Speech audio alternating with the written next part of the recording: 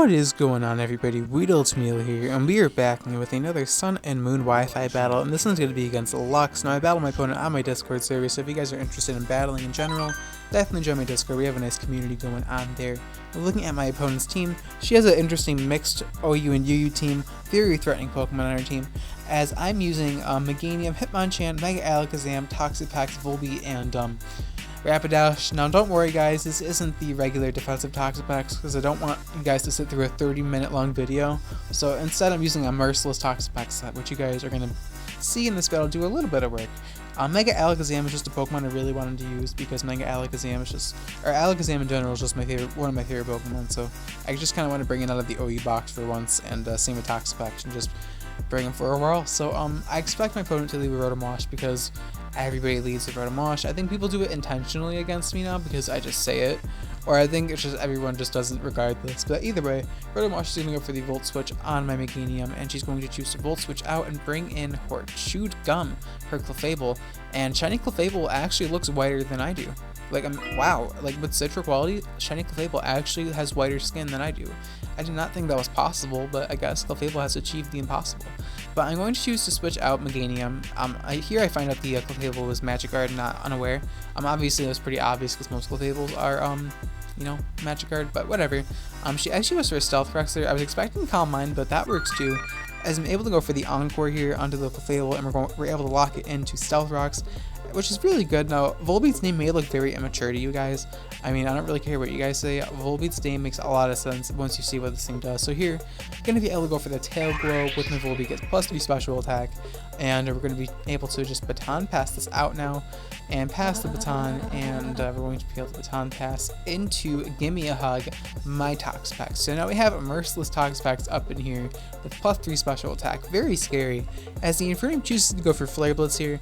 I actually find out here that it is choice banded. I was like, that did a lot of damage for Toxapex standards, and I'm like, the Infernape's choiced.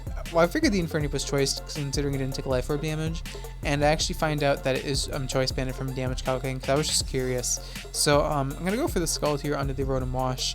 Wasn't expecting that to switch in or for it to do that much damage. I was expecting Rotom Wash to take it a lot better, but I guess I'm underestimating just Tail Glow and Toxapex stab in general with Life Orb. The Life Orb definitely helps a lot in this situation, but here Toxapex actually tanks the Volt Switch. I mean, I expected it to because it's Toxapex, but still I'm just like, okay, Toxapex, okay, I mean, carry my team, carry my awful team on your back, please. So in comes Clefable, which really confused me. I'm like, Clefable is not the counter to Toxapex.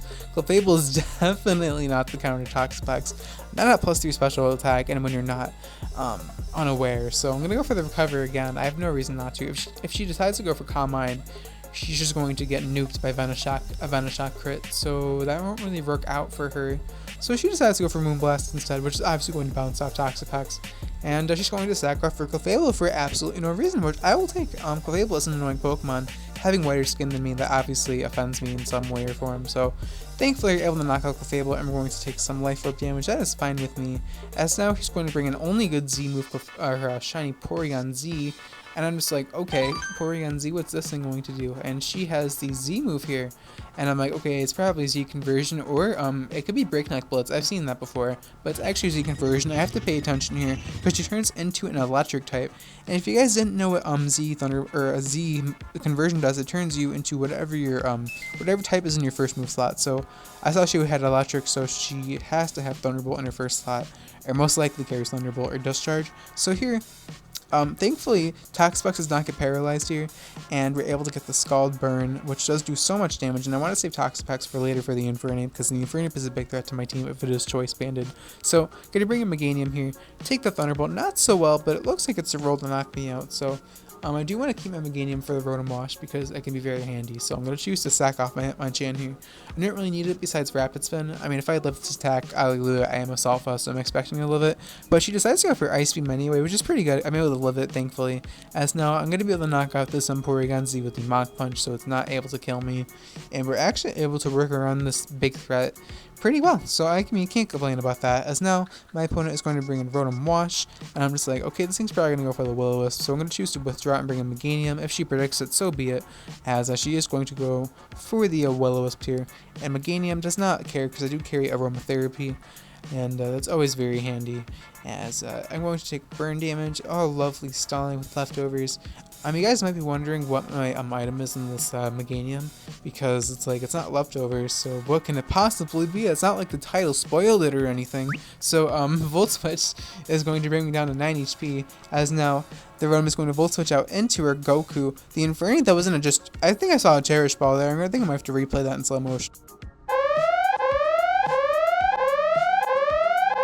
But I could be wrong, as now I'm going to go for the Z Aromatherapy and get all of my health back. So this Meganium is basically just from my Pokebank, a bulky Meganium I bred back in Oras.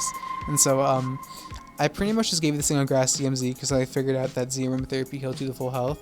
And I'm just like, I mean, leftovers is good, but like, it gets boring after seeing the animation over and over, so I may as well spice it up when I don't have another Z move using around this team anyway. So that's my ideology, and that's what I like about Z moves. You can just kind of like plop them on there if you're just feeling lazy and be like, why not, man? May as well. And it kind of worked out there for me, as here my opponent makes a very nice play going for Thunder Punch, expecting my switch into Toxapex. It was pretty obvious, honestly, so I wasn't like, how did he know? Wow, man, that's impossible. No, it was pretty damn obvious, so, I mean, kind of just put 2 and 2 together. I was like, man, Meganium's the grass type, water types versus fire, so Thunder Punch.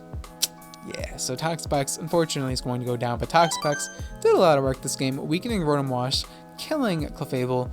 Not too shabby, as now I'm going to bring in my Alakazam here, and I am Mega Alakazam, but I'm not going to Mega Evolve yet, because my opponent has Nihilego and Sharpedo. Now what's so important about this Pokemon is that they have pretty useful abilities, Sharpedo having Speed Boost and Nihilego having Beast Boost, and basically Mega Alakazam can trace those abilities, and I don't want to Mega Evolve too early because I'll trace something like Iron Fist or Levitate, which really won't help me in the grand scheme of things. So we're able to knock out Rotom Wash to a KO with Psyshock, and then comes Chip Skylark, my shiny teeth and me. But like, that name actually made me laugh really hard when I saw it, so props for that nickname, man.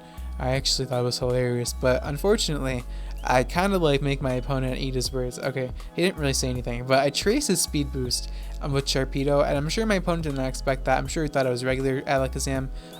To understand what Mega Alakazam's true potential is, you really have to be a veteran player, because Trace can be used, and I mean, obviously it depends on who you're facing, but you can use opponent's abilities against them in so many ways. Like Speed Boost here, obviously Mega Alakazam is going to outspeed Sharpedo at +1 speed, but I did reveal Focus Blast, so my opponent's obviously going to go for the 30% chance to win the game, but unfortunately Alakazam connects the Focus Blast.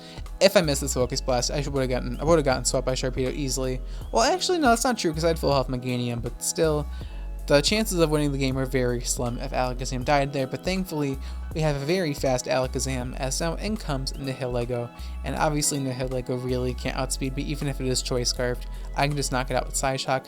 If it's I almost said Choice Sash. If I said Choice Sash, you guys would have been laughing at me, but no, I said Focus Sash. If it had Focus Sash, it could have been bad, but obviously it does not. As in comes Infernape, our last Pokemon, as I'm just going to knock this thing out with the Psyshock, but I decided instead to bring in Amaterasu, my Rapidash, just because it was the last Pokemon I haven't brought out yet, and I honestly low-key just wanted to see how it looked like on Citra, and yeah, it looks pretty beautiful on Citra, so that's cool. And we're able to actually switch into Flare Blitz, not what I was expecting, but I mean, that works too, because, you know, Amaterasu obviously can just Flash Fire, tank it, and now I'm able to go for the Drill Run with my Rapidash and knock out the Infernape, and that's going to be the end of the battle. So I hope you guys enjoyed that game. I think we were able to win this game with a 4-0 victory. I thought the game was a lot closer, but I guess Alakazam just kind of snowballed the game at the end there. But thank you so much for watching, guys. If you enjoyed the video, please be sure to hit that like button. It really means the world to me, and it helps support my channel, and it helps it grow. So if you guys do want to see my channel grow, definitely hit that like button.